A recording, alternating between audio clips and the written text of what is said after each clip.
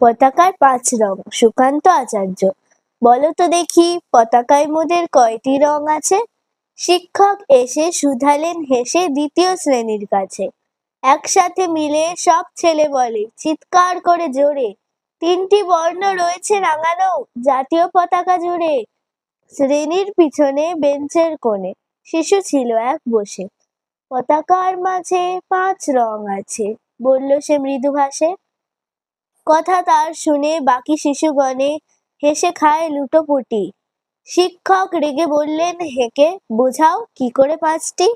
মাথা নিচু করে ভয়ার্ত স্বরে সরল শিশুটি বলে, উপরে গেরুয়া, মাঝখানে সাদা, সবুজ আছে তার তলে, আর আছে আঁকা গোলাকার চাকা, নীল রং আছে এতে। শিক্ষক বললেন এটিকে ধরলে তবুও হচ্ছে 4টে।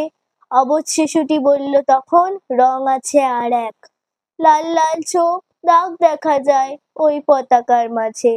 বাবাকে যখন আনলে ওরা কফিনের ঢাকা খুলে, জড়ানো রয়েছে দেহখানা তার পতাকা আর ফুলে।